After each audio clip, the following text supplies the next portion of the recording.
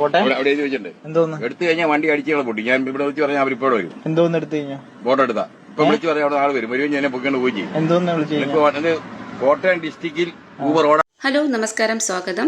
ഇപ്പോൾ റീസെൻ്റായിട്ട് ഓൺലൈൻ ടാക്സുമായി ബന്ധപ്പെട്ട ചർച്ചകളൊക്കെ നമ്മൾ സോഷ്യൽ മീഡിയയിൽ കാണുന്നതാണ്. നമ്മുടെ ബഹുമാനപ്പെട്ട ഗതാഗത മന്ത്രി കെ ബി ഗണേഷ് കുമാർ നേരത്തെ തന്നെ പറഞ്ഞിട്ടുണ്ടായിരുന്നു, ഒല ആൻഡ് യൂബേഴ്സ് ഇവർക്കൊന്നും കേരളത്തിൽ ലൈസൻസ് ഇല്ല എന്ന്. അപ്പോൾ ഈ പ്രസ്താവന ഏറ്റെടുത്തുകൊണ്ട് പരമ്പരാഗത ടാക്സി ഡ്രൈവേഴ്സ് ബാക്കി ഡ്രൈവേഴ്സിനെ, യൂബറും ഓലയൊക്കെ ഓടിക്കുന്ന ബാക്കി ഡ്രൈവേഴ്സിനെ വഴിയിൽ പിടിച്ചു നിർത്തുക, ഗുണ്ടകളെ പോലെ പെരുമാറുക, കാറിലുള്ള കസ്റ്റമേഴ്സിനെ പോലും പരിഗണിക്കാതെ അവരെ ഇറക്കി വിടുക.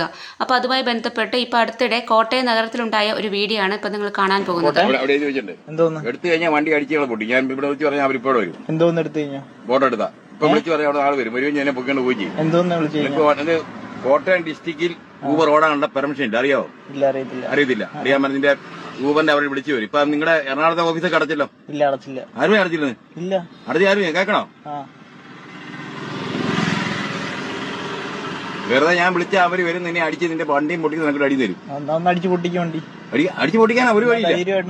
ഒരു പേടി അടിച്ചു പൊട്ടിക്കാൻ ഞങ്ങൾക്ക് ചുമ്മാ അടിച്ചു പൊട്ടിക്കും. അതിന് വഴിയാ ധൈര്യമായിട്ടൊന്ന് ഇടിച്ചു പൊട്ടിക്കും. ഇപ്പൊ വിളിക്കും. അപ്പൊ പിള്ളേരെ വിളിക്കാം. നിനക്ക് ഇന്ന് ഇപ്പൊ പണി തന്ന കാര്യം കേട്ടോ. ഇപ്പൊ ഞാൻ പണിതരാം. നീ ഓർത്ത് ഞങ്ങൾ വേറെ മണ്ടന്മാരാന്നല്ലേ? ഞങ്ങൾക്ക് 7 വണ്ടിയുണ്ട് കോട്ടയം പട്ടത്തി. അറിയാവോ? നീയൊക്കെ ഈ പറപ്പ് കാര്യം നീയൊക്കെ ഈ ഊമ്പിയ കൂലിക്കല ഓടുന്നത് ഇവിടെ. ഓട്ടോക്കാരുടെ കൂലി വരില്ലേ?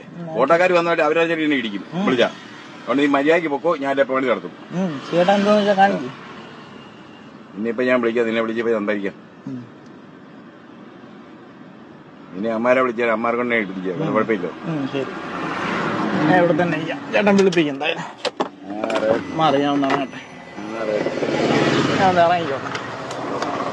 ചേട്ടൻ എന്തായാലും ഒന്ന് വിളിപ്പിക്കും.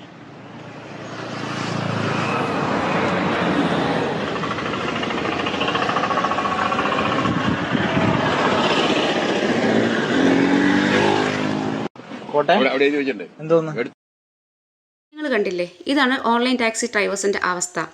അയാളെ കണ്ടിട്ട് ഒരു ടാക്സി ഡ്രൈവറാണെന്ന് എനിക്ക് തോന്നുന്നില്ല. ഒരു ഗുണ്ടയുടെ രീതിയിലാണ് അയാൾ സംസാരിക്കുന്നത്. എന്തായാലും ഈ വിഷയം നമ്മുടെ ബഹുമാനപ്പെട്ട ഗതാഗത മന്ത്രി കെ ബി ഗണേഷ് കുമാറിന്റെ ശ്രദ്ധയിൽപ്പെട്ടിട്ടുണ്ട്. ഇനി ആരെങ്കിലും ഇതുപോലത്തെ ഗുണ്ടായസം കാണിക്കുകയാണെങ്കിൽ ഉറപ്പായും അവരുടെ ലൈസൻസ് റദ്ദാക്കുമെന്നാണ് അദ്ദേഹം പറഞ്ഞിരിക്കുന്നത്. ഇതിന്റെ മറ്റൊരു വശം എന്ന് പറയുന്നത്, ഏറ്റവും കൂടുതൽ ഓൺലൈൻ ടാക്സിയെ ആശ്രയിക്കുന്നത് ടൂറിസ്റ്റുകളായിരിക്കും.